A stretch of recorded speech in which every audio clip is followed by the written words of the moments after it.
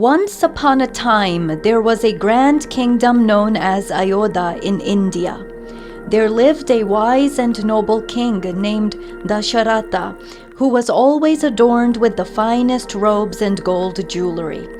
He ruled with justice and kindness. He was never embarrassed to show his kindness to the common man of his time.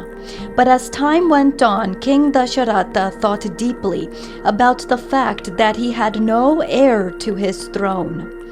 He felt alone and grew tense day by day. Surrounded by his 3 queens and their servants, much of King Dasharatha's days were spent thinking about the one thing missing from his life, a child. Without an heir, the future of Ayodhya seemed uncertain. One day the king decided to seek divine help. Inside a massive Hindu temple located in the heart of Ayodhya, King Dasharatha knelt before Lord Vishnu, his hands clasped in deep prayer. A sacred golden fire was lit before him. As smoke rose from the holy fire and the flames cast shadows across the intricately carved stone walls of the Hindu temple, the king begged Lord Vishnu for a son, for an heir to his throne. Lord Vishnu's chakra contracted and a smile formed on the idol as God signaled for the king to not worry. Hope filled King Dasharatha as he exited the temple.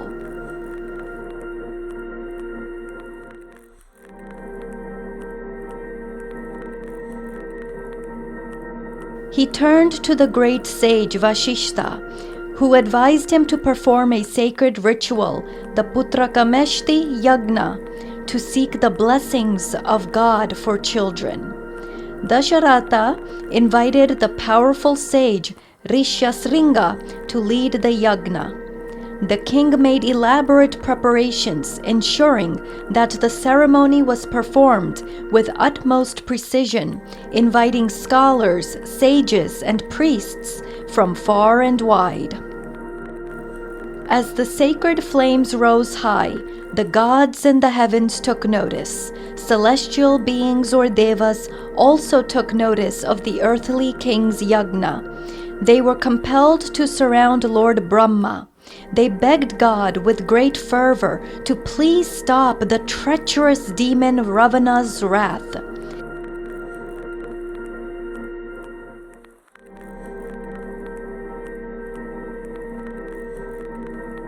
With heavenly celestial ether billowing from his throne, Lord Brahma thought carefully. When Ravana was granted the favor from me that he would not be able to be killed by anyone, exceptions were made as to humans and monkeys. Only humans and monkeys still have the power to slay this demon. Ravana did not seek protection from these 2 types of living beings. Lord Vishnu, the protector of the universe, saw an opportunity. He arrived, soaring through the heavens on his majestic eagle mount Garuda. He wielded his divine conch, whose sound ushered promise and hope amongst the devas. Right then and there, God declared that he would be born on earth as a human prince, the son of King Dasharatha. And in the form of that prince, he would slay the demon Ravana. Meanwhile on earth, the king's yagna was coming to a conclusion. A divine messenger slowly rose from the sacred flames with a golden bowl. The bowl carried a sacred pudding known as payasam. The messenger approached King Dasharatha and handed the bowl to him, and the king looked at it with astonishment.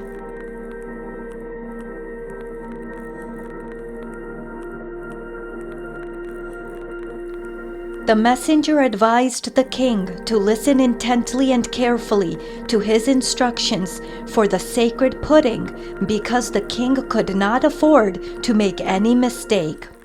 King Dasharatha did exactly what he was told. He gave Queen Kaushalya, the eldest, the first portion of the pudding. Then he gave Queen Kaikeyi her portion from the sacred golden bowl. And to his queen Sumitra he gave 2 large portions of the pudding. All of the queens joyfully consumed the blessed offering, unaware that they were about to bring divine children into the world. In due time, the queens were pregnant.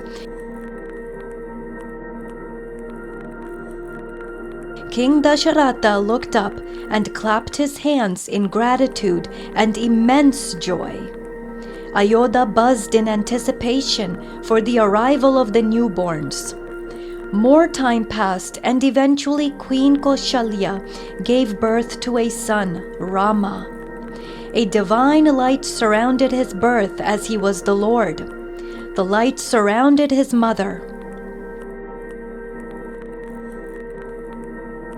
Soon afterward, Queen Kaikeyi also gave birth to a son named Bharata. The servants of the queens were filled with excitement as they prepared the royal chambers for the auspicious events. Much to their surprise, news came that Queen Sumitra was also giving birth that day. She had twins, Lakshmana and Shatrughna.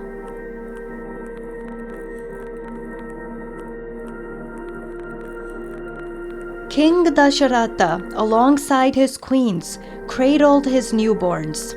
You couldn't have found a happier man in all of Ayodhya, even if you tried day and night. The sight was picture perfect. The people of Ayodhya were overcome with rapture.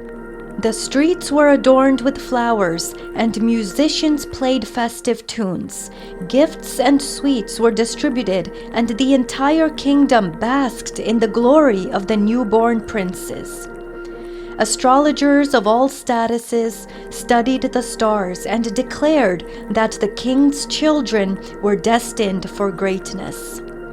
While cradling and eyeing baby Rama, King Dasharatha understood profoundly that his child was no ordinary child. Great adventures awaited Rama.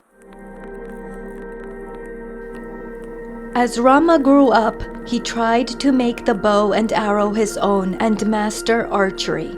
After a bit of struggle, he ended up displaying extraordinary archery skills. Under the guidance of sages and scholars, Rama and his brothers, including Lakshmana, who was deeply devoted to Rama, learned the scriptures and statecraft. What are the lessons we learn from the story of Lord Rama's birth? Number 1, when we remain in a relationship with God, even through times of lack, darkness is guaranteed to dissipate.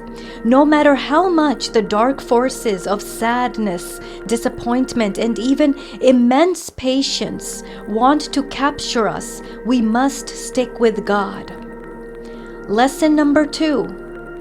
Hinduism understands the tremendous benefits of active worship better than just about any other religion. It is through active worship of God that our relationships are solidified with Him, and our decision to turn to God with a devotion for help ends up relieving the suffering of other living beings. Remember that King Dasharatha's worship ritual ended up benefiting the Devas, who were also seeking relief from suffering. And lesson number 3, both good and bad possibilities are allowed. Both positive and negative possibilities are allowed. Though various forms of suffering symbolized by demons are permitted in existence, they are ultimately sucked back into the original center of the matrix of reality. Only the goodness of God remains eternal and expansive. Please like, share, and subscribe. Feel free to buy me a coffee, link below. Thank you for watching. This is Best Hindu Stories.